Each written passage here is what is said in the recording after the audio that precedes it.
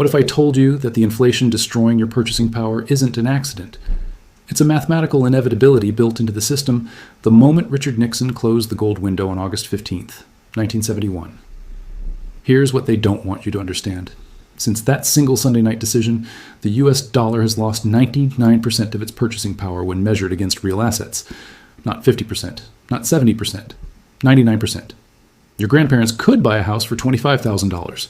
You're looking at $450,000 for the same square footage. That's not market dynamics, that's monetary engineering. But here's the part that should terrify you. This isn't just about printing money.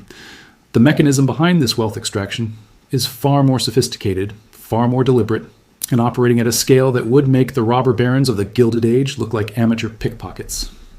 What if the entire financial system, from your mortgage to your 401k to the treasury bonds funding government operations, is built on a derivatives time bomb so complex that even the people managing it don't fully understand the counterparty risk? Before we go further, drop a comment and let me know, where are you watching from? And if you want the unfiltered truth about how the financial system really works, not the sanitized version they teach in economics class, hit that subscribe button. Because what I'm about to show you doesn't just explain the past 50 years, it predicts the next collapse. Let's start with what they told us happened in 1971. The official story is simple, almost boring. America was running out of gold because of Vietnam War spending and Great Society programs. Foreign central banks were demanding redemption of their dollars for gold at $35 per ounce, and Fort Knox couldn't handle the drain. So Nixon temporarily suspended gold convertibility to protect American economic sovereignty. Temporary. That word matters. Because 54 years later, we're still temporarily off the gold standard. But here's what they don't teach you. The moment that gold window closed, something fundamental changed in the mathematical relationship between money and value. For the first time in human history, the world's reserve currency became pure fiat, backed by nothing except government decree and military hegemony. Sound familiar? It should. Because right now in 2025, we're watching the exact same playbook with CBDCs, central bank digital currencies. The promise is efficiency and financial inclusion. The reality is absolute monetary control with programmable expiration dates on your spending power. But 1971 wasn't just about ending gold convertibility. It was about removing the last restraint on the Federal Reserve's balance sheet. Under Bretton Woods, there was at least a theoretical limit to money creation. You needed enough gold to back it. After 1971, the only limit was political will and public tolerance for inflation. And here's where the story gets darker. Within 2 years of closing the gold window, Wall Street pioneered the first interest rate derivatives. These were financial instruments that essentially allowed banks to bet on and profit from the inevitable inflation and interest rate volatility that fiat currency would create. Sound familiar? Today, the global derivatives market is estimated at 1.2 quadrillion in notional value. That's not a typo. Quadrillion. With a Q, for context, global GDP is around $110 trillion. The derivatives market is roughly 11 times larger than the entire planetary economy. Let me put that in perspective. If the real economy is a house, the derivatives market is a 100-story skyscraper built on top of it, and every floor is leveraged against the one below it. One structural failure, one counterparty default, and the entire thing comes down. The 1970s also saw the birth of the petrodollar system. In 1974, the US made a deal with Saudi Arabia. They would price oil exclusively in dollars, and in exchange, America would provide military protection and sell them weapons. This created artificial demand for dollars globally. If you wanted energy, you needed greenbacks. Sound familiar? Because right now, we're watching that system unravel in real time. The BRICS nations, Brazil, Russia, India, China, South Africa, are actively building alternative payment systems to bypass dollar dominance. When the petrodollar dies, so does the structural demand that's been absorbing 50 years of monetary inflation. But the real conspiracy, the part that connects 1971 to your shrinking paycheck in 2025, is what happened to the shadow banking system. After 1971, with no gold constraint, banks discovered they could create money without actually being banks. Investment firms, hedge funds, money market funds, they all began issuing short-term liabilities that functioned like deposits but existed outside regulatory oversight. This shadow banking system grew to match, and then exceed, the traditional banking sector. By 2008, shadow banking represented over $20 trillion in liabilities. When Lehman Brothers collapsed, it wasn't because of traditional bank runs. It was because the shadow banking system, built on derivatives and repo markets, experienced a liquidity freeze. Counterparties stopped trusting each other's collateral overnight. Sound familiar? It should. Because in 2025, Shadow banking is larger than ever, and it's increasingly integrated with cryptocurrency exchanges, stablecoins, and decentralized finance protocols that have even less oversight than 2008. The inflation you're experiencing isn't caused by supply chain issues or corporate greed. Those are symptoms. The disease is structural, a monetary system designed to transfer wealth from savers to debtors, from workers to asset owners, from the middle class to those closest to the money printer. Since 1971, wages have stagnated while asset prices have exploded. Your grandfather could buy a house on a single income with a high school education. You need 2 incomes, college degrees, and generational wealth just to afford the down payment. That's not bad luck. That's monetary policy working exactly as designed. And here's the kicker. Every time the system starts to crack, 1987, 2000, 2008, 2020, the Fed's solution is the same. More liquidity, lower rates, bigger bailouts. They're not solving the problem. They're making it worse. Each rescue requires more intervention than the last, until the intervention becomes the entire system. But there's one mechanism, one specific financial innovation that emerged directly from the 1971 decision that's even more dangerous than derivatives or shadow banking. And almost nobody is talking about it. It's called the Eurodollar system. Now, before your eyes glaze over, understand this. Eurodollars aren't a currency. They're US dollars held in banks outside the United States, beyond the Fed's direct control. And they represent the largest pool of unregulated dollar-denominated credit in the world. Here's why it matters. When Nixon closed the gold window, he didn't just change domestic monetary policy. He accidentally created the conditions for unlimited offshore dollar creation. Foreign banks could issue dollar-denominated loans without holding actual Federal Reserve deposits.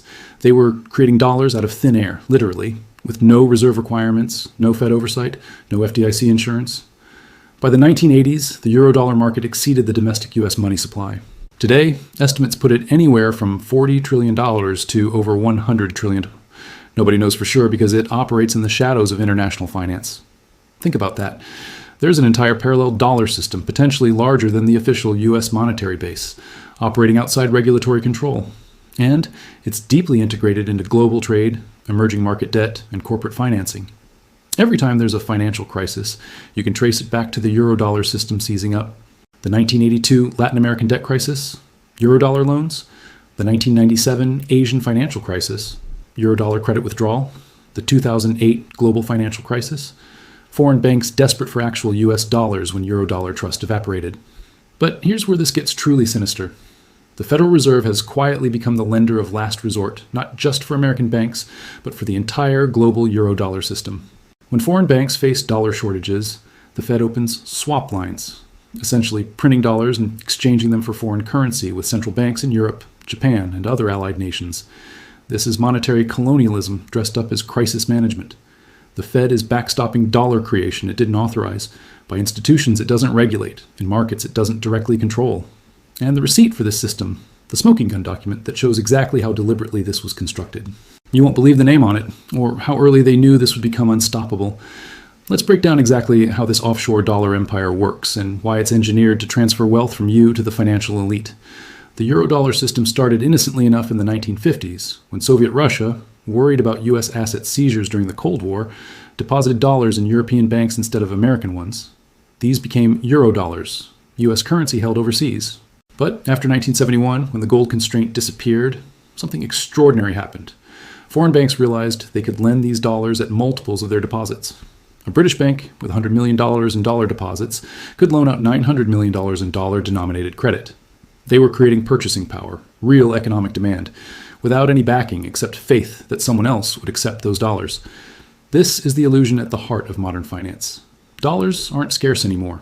They're infinitely reproducible through credit creation, both onshore and off. The only thing preventing infinite inflation is that this credit must eventually be repaid or defaulted on. Here's the key number. In 1970, total U.S. debt, government, corporate, and household combined, was roughly $1.5 trillion, about 150% of GDP. By 2025, that figure exceeds $100 trillion, or nearly 400% of GDP. That explosion wasn't financed by American savings. It was financed by the Eurodollar system, creating dollar credit offshore and lending it back to U.S. borrowers. Your mortgage, probably securitized and sold to foreign investors using Eurodollar financing. Your employer's corporate bonds, issued in offshore markets and purchased with Eurodollar credit. The treasury bonds, funding government deficits, increasingly held by foreign central banks managing Eurodollar reserves. This is the parasitic finance model. Create credit offshore, lend it back at interest, then demand payment in real assets when borrowers can't service the debt. It's neo-feudalism with balance sheets instead of armies. But it gets worse. Because the Eurodollar system operates outside regulatory oversight, it became the perfect vehicle for leverage. And I mean leverage that would make your head spin. In traditional banking, there are reserve requirements. If you deposit $100, the bank can lend maybe $90, keeping $10 in reserve. In the Eurodollar market, no reserve requirements, none. A dollar deposited in London can be lent 10, 20, even 50 times through the chain of international banks, each taking a cut and adding interest.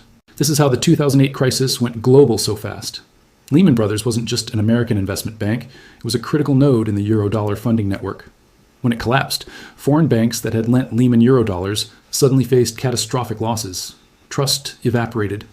The shadow banking system froze, and suddenly nobody could borrow dollars at any price. The Fed's response? $29 trillion in emergency loans, swap lines, and backstops. That's not a conspiracy theory. That's from the Fed's own audit released in 2011. $29 trillion to prevent the Eurodollar system from imploding. And here's the moral hazard. By bailing out the system, the Fed guaranteed it would grow even larger. Today, estimates suggest the Eurodollar market exceeds $80 trillion in total credit creation. Every dollar represents a claim on future American productivity. Your labor, your taxes, your children's economic output. Now let's talk about who benefits from this system. The primary winners are what I call currency intermediaries. The banks, hedge funds, and financial institutions that sit between dollar creation and real economic activity. Every Eurodollar loan carries interest. Every currency swap has a fee. Every derivative contract pays a premium, and all of it flows to the financial sector.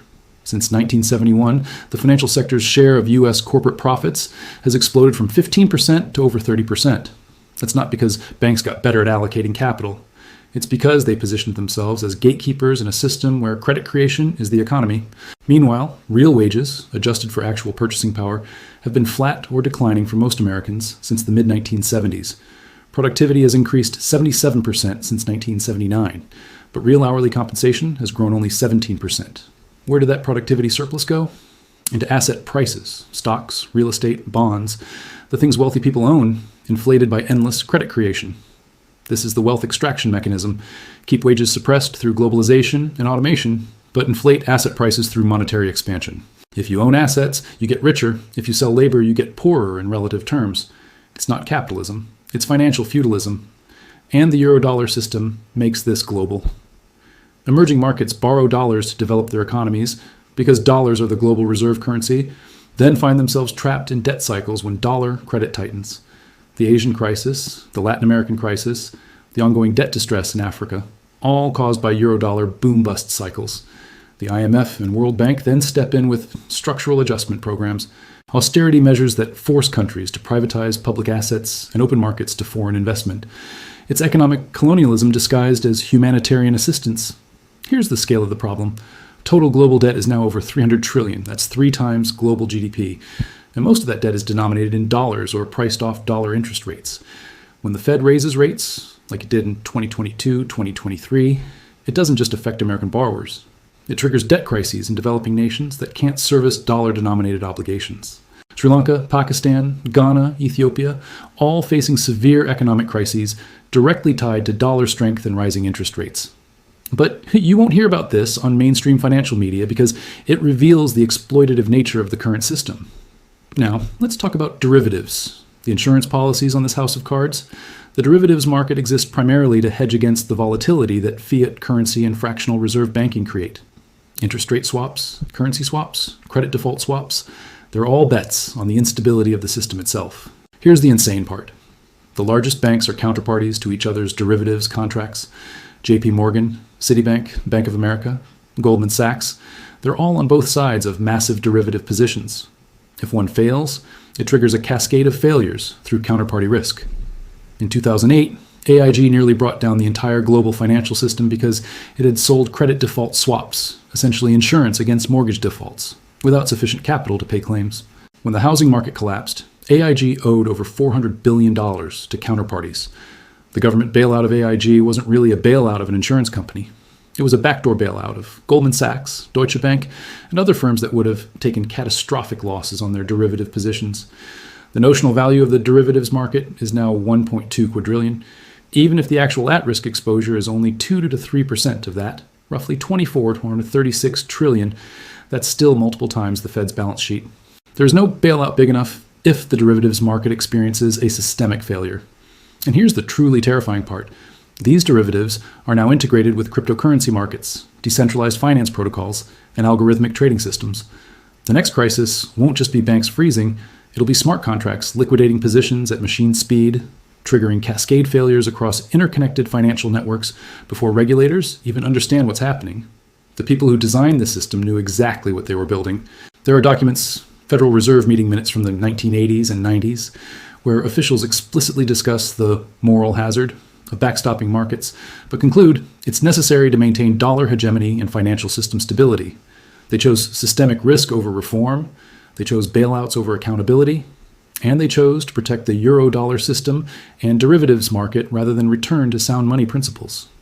Because here's the ugly truth. The current system benefits a very small group of people enormously. The top 1% of Americans now own over 35% of all wealth, the highest concentration since the 1920s. This isn't accidental. It's the mathematical result of a monetary system that rewards asset ownership and punishes labor. Every percentage point of inflation transfers wealth from savers to debtors, and the biggest debtor is the U.S. government. Every percentage point of real wage stagnation transfers productivity gains from workers to shareholders. Every boom-bust cycle in the Eurodollar market transfers assets from distressed sellers to cash-rich buyers. This is engineered inequality, operating at a civilizational scale, hidden behind the complexity of international finance. So where does this leave us in 2025? The system is bigger, faster, and more interconnected than ever before. The Fed's balance sheet is still over $7 trillion despite quantitative tightening. The Eurodollar market continues expanding in the shadows. Derivatives exposure grows every quarter, and governments worldwide are more indebted than at any point in peacetime history. Every solution they propose makes the problem worse. More liquidity creates more moral hazard. Lower rates inflate more bubbles. Bigger bailouts encourage bigger risk-taking. We're not solving financial instability. We're guaranteeing the next crisis will be catastrophic. And here's what keeps me up at night. The people managing this system genuinely believe they can control it. They think they can fine-tune interest rates, manage yield curves, and deploy liquidity tools to prevent collapse. But complex systems don't fail linearly. They fail suddenly, catastrophically, when stress exceeds the system's capacity to absorb it. We're living on borrowed time, or more accurately, borrowed money. Trillions upon trillions of dollars that represent claims on future productivity that may never materialize. And when that mathematical inevitability becomes a market reality, the pain won't be distributed equally. It'll fall hardest on the people least responsible: workers, savers, retirees. The lesson of 1971 isn't that gold was barbarous or that fiat currency is inherently evil. The lesson is that removing all constraints on money creation unleashes forces that benefit the few at the expense of the many. And once those forces are unleashed, they're almost impossible to contain without massive disruption. So here's my question for you. Are we wiser now, or are we just walking the same path in better suits with more sophisticated language? Drop your thoughts in the comments. If you found this valuable, if this connected dots you've been sensing but couldn't articulate, share it with someone who needs to understand how the game is really played. And subscribe. Because the next chapter of this story is already being written in central bank meeting rooms and offshore financial centers. And you deserve to see it coming.